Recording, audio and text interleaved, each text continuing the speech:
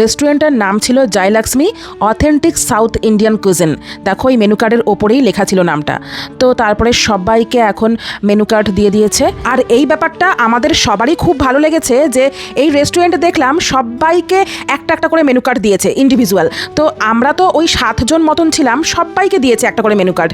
তো এটাই ভালো লাগলো। তারপরে আমাদের চলে এসেছে জল, আর এখানে দেখলাম কাচের গ্লাসে জল দেয়নি, দেখো একদম স্টিলের গ্লাসে জল দিয়েছে। তো এই রেস্টুরেন্টের এইরকম ছোট ছোট ব্যাপারগুলো আমাদের সবার খুব ভালো লেগেছিল।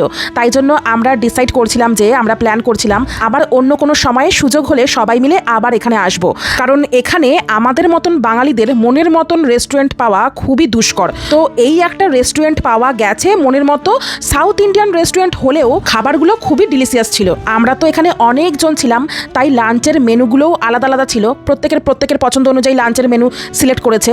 তো সেইগুলো আসতে অনেক লেট করছিল। ভেজ নন ভেজ বিভিন্ন আইটেমের মেনু সিলেক্ট করা হয়েছিল সেই জন্য। তো ততক্ষণ আমরা খালি মুখে বসে থেকে কি করব, সেই জন্য আমরা সবাই মিলে ঠিক করলাম যে একটা কিছু স্টার্টার টাইপের অর্ডার করি, যেটা খেতে খেতে আমরা ততক্ষণ গল্পও করব আর ওদিকে ততক্ষণে মেইন ডিশটাও রেডি হয়ে চলে আসবে। তো সেই হিসাবে আমরা এই পেঁয়াজিগুলো অর্ডার করেছিলাম। আর পেঁয়াজিগুলো আসার পর দেখলাম যে আমরা বাড়িতে যেভাবে পেঁয়াজি বানাই এইগুলো সেই টাইপের নয়।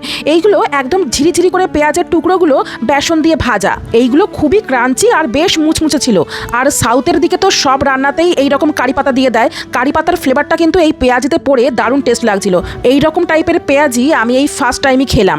তো ইচ্ছা আছে বাড়িতেও এইভাবে বানিয়ে দেখবো কেমন হয়। জানি যে এত ভালো তো আর হবে না, তবুও দেখা যাক।